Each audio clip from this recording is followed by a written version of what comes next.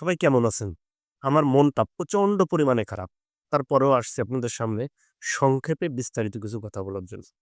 গত ২-৩ দিন শিশুদের যেভাবে ধর্ষণের নিউজ আসতেছে, মনে হচ্ছে সারা দেশে শিশু ধর্ষণের একটা উৎসব চলতেছে। অর্থাৎ এদেশে কোনো প্রশাসন নাই। শিশুদের ধৈর্য করা ধর্মীয়ভাবে বৈধ হয়ে গেছে। কোনো নীতি, নৈতিকতা, মূল্যবোধ কারোর ভিতর কিছু দেখা যাচ্ছে না। মানে একটা উৎসবমুখর পরিবেশে ধর্ষণের নিউজগুলো পেপার পত্রিকায় ছাপা হচ্ছে।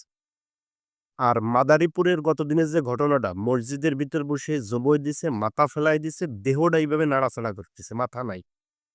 এই জিনিসগুলো দেখার পরে আমি সুস্থ না আমি অসুস্থ আমি নিজেও বুঝতে পারতেছি না। আপনাদের কি অবস্থা একটু জানাবেন। তবে একটা কথা বলি, ধর্ষণের শাস্তি, অ্যাসিড মারার শাস্তি যেরকম ৯০ দিনের ভিতরে কার্যকর করা উচিত, ধর্ষণের শাস্তিও ১৫ দিনের ভিতরে কার্যকর করা উচিত এবং এর একটাই শাস্তি মৃত্যুদণ্ড। কিন্তু এইটা যখন আবার আপনি বলবেন না, তখন আবার কিছু লোকের চেতনা খাড়ায় যাবে না। যারা আজকে ধর্ষণের হত্যাকারীর জন্য মিছিল করতেছে, এদেরই একটা অংশ এই ধর্ষণকারীকে ইসলামিক পন্থায় মৃত্যুদণ্ড দেওয়ার জন্যই যদি আইন কার্যকর করা হয়, এরা খাড়ায় যাবে না। এদের মূল কিন্তু আপনার ওই ধর্ষকের শাস্তি না। এদের মূল চিন্তাভাবনাই সবসময় ইসলামের বিরুদ্ধে থাকতে হবে। আমি বলতে চাচ্ছি সংক্ষেপে একদম বিস্তারিতভাবে যদি এদেশে ইসলামিক আইন ধর্ষকের জন্য কার্যকর থাক আর একটা ধর্ষণও হতো